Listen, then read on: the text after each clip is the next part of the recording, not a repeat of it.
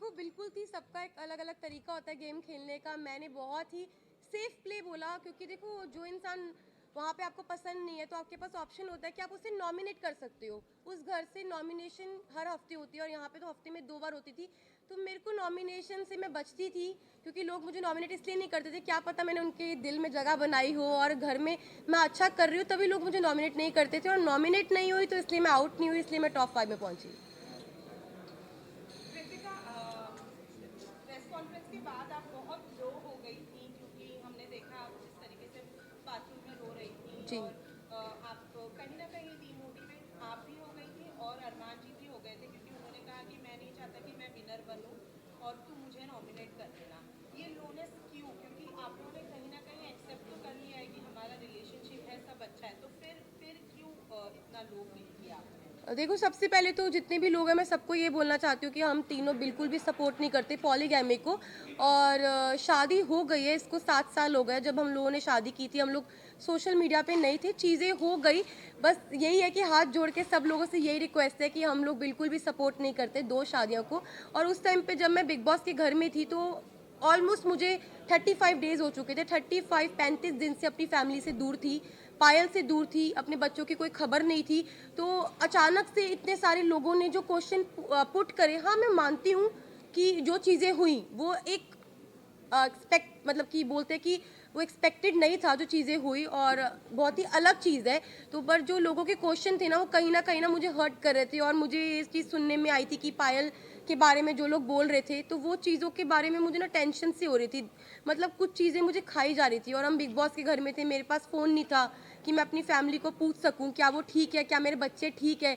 तो बस एक होता है ना कि आप 35 दिन से भरे हुए थे, और वो उस दिन जो बातें हुई उस बातों से मुझे तोड़ दिया और मैं इमोशनली ब्रेक डाउन हो गई थी। पर फिर जब मैं रोई और मैंने अपनी जो दिल की बात थी अरमान जी से शेयर करी, फिर मैं थोड़ी सी, मेरा जो दिल है वो हल्का हुआ। आप लोगों ने प्रेस कॉन्फ्रेंस के बाद मीडिया को पूरा पूरा दोषी करारा, आपने और अरमान जी ने और रणवीर जी ने। ये मीडिया ने आकर ये बोला क्योंकि मीडिया के पास कोई मुद्दा नहीं था।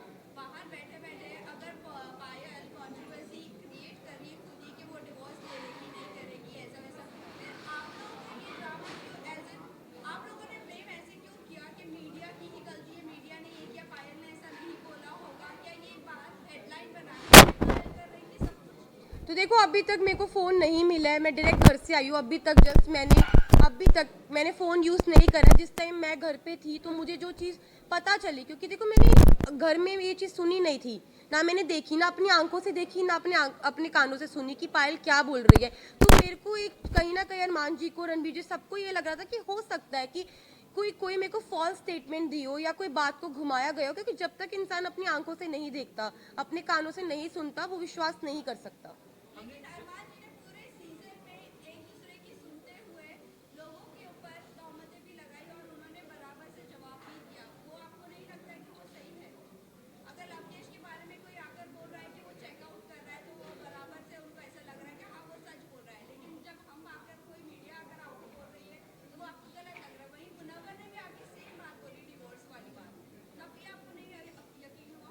नहीं, मुझे यकीन नहीं हुआ, क्योंकि देखो ये जो बात है ना बहुत ज़्यादा, आप समझो मैं घर के अंदर हूँ, 40 दिन से घर में अंदर हूँ, अचानक से कोई ये बात बोलता है, पायल डाइवोर्स वाली बात जो बोल रही है, ये कितनी शॉकिंग बात थी कि इसकी वजह से मैं पूरे 2 दिन इतना ब्रेक डाउन रही हूँ, इतने इमोशनली, मतलब हर चीज़ से मैं जूझ रही थी उस घर के अंदर। तो मुझे कहीं ना कहीं लग रहा था कि मैं अपने दिल को ये चीज़ समझा रही थी कि क्या पता ये बात सच हो, क्या पता ना हो, क्योंकि मेरे को यही था मैं बाहर जाऊँ और मैं पायल से डायरेक्ट बात करूँ। जब मैं घर से बाहर निकली टॉप 5 में, जब मैं इस रेस से बाहर निकली, मैं बाहर निकलते ही स्टेज पे पायल थी और मैंने उससे पूछा तू ठीक है ना?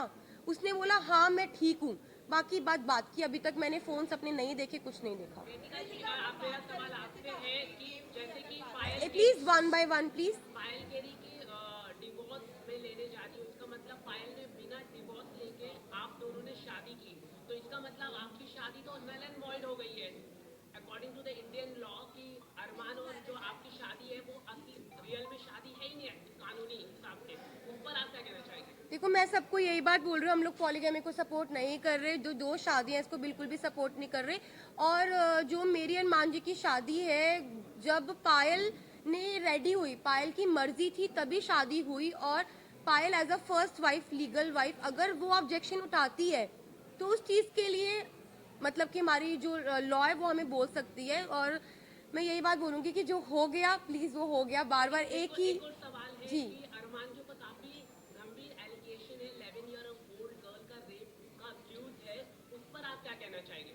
मैं इस पर्सनल चीज़ के बारे में कुछ नहीं बोलना चाहती। I am not suppose to, मालूम था इस I am not suppose to say any, Payal ने कराया तो I am not supposed, just a second, I am not supposed to say anything। और भाई मुझे अपनी न्यायपालिका पे पूरा भरोसा है, जो भी वो फैसला उन्होंने किया है वो बिल्कुल ठीक किया होगा। Thank you. Last question